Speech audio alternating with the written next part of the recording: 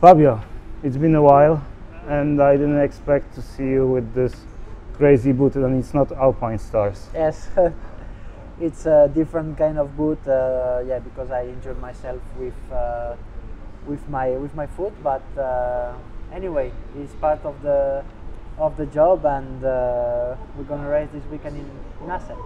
Yeah, that's true. Assen is the track that one of your favorite tracks, Yes. as I think. Yes.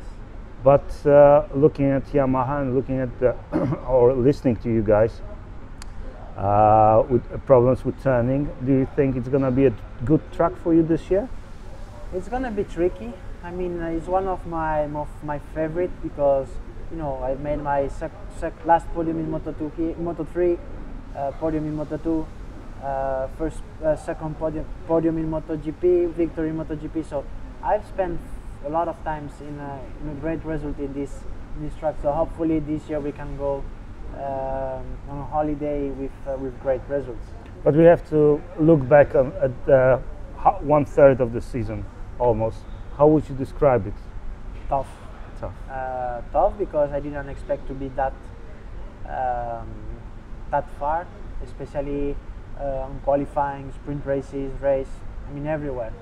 So that's why I want to try to make a change, try to be focused and try to be at my 100% to try to reach the best result as possible. It's not easy, but I'm giving my best and try to be fighting for the best position this weekend. It looks like Japanese brands, both Yamaha and Honda, are not as aggressive in development of the bike as European brands. Do you feel this way? I think we are a little bit too conservative in one way. I can understand in the past, I mean, Honda and Yamaha were during almost, I don't know how many years, the two best bike in the world. Even till 2014, if you had a Honda or Ducati factory, you would have been on the top 4 every time. So that's something that we was in the past. Now we have to be more aggressive to be able to fight with the other brands. You were not a fan of testing parts during the race weekends, because we know that Ducati has a tester, Jean Zarco, or KTM has some roles in the. Right now there are only two of you guys, or you and Franco.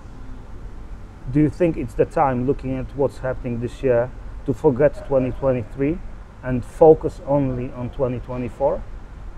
Even if we want to forget, we cannot, because at the end we cannot test many things for next year. I mean that we are not able to test, we are not able to really be fighting for the podiums.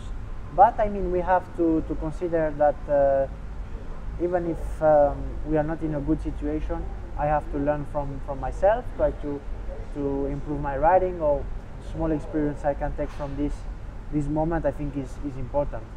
But looking into the 2024, if you were to tell Yamaha, last year, I mean the last few years, you told them you need stronger engine to fight with Ducatis.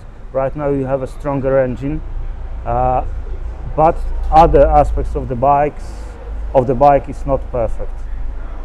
What would you tell them? What do you need to fight with this Ducati Armada?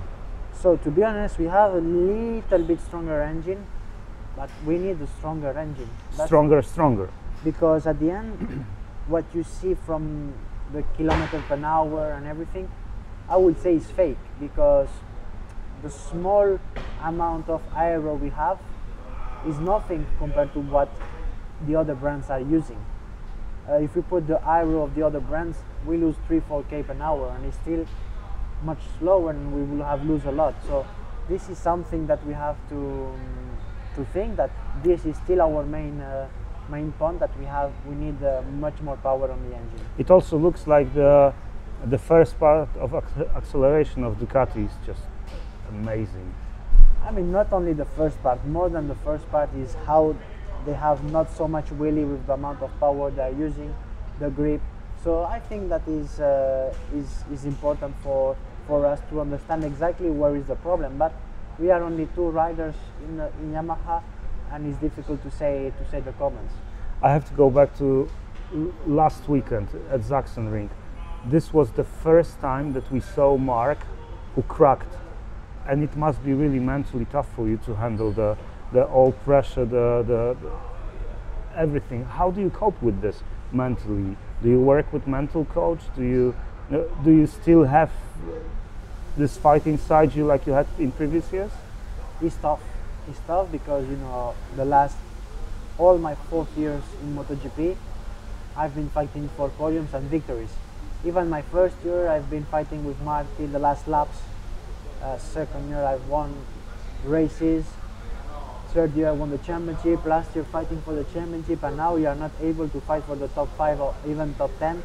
So this is something that is really tough, but I will learn from it. We are in a really difficult situation, and I hope that we can go out of it. All right, and right now you are your own manager. So from what we knew last weekend, what suggestions would you give Fabio, being your manager, about your future? So actually, first of all, I'm not really my own manager, you know. Yeah. I have my company that will handle the people of what I need, but I will not have a proper manager in a person. So that was something I wanted, and yeah, at the end I think it's important. Now it's still a long time, so I want to focus exactly on what I'm doing, and hopefully to be fighting for the best this year and next year. But would you suggest your own manager to talk to other brands? Not yet, but I mean, for sure in the future I will have to look. It's really early at the moment, but of course, like I've said last year, for me my main priority is to have the best bike. Yamaha was tell me a lot of things that this year they are not here, so hopefully they are there next year. Okay, you have a lot of fans in Poland, so what can they wish you for the remaining of the 2023? The best. They can wish me the best. I wish them the best, and that we will be back stronger. Okay, have fun this weekend. Thank you very much.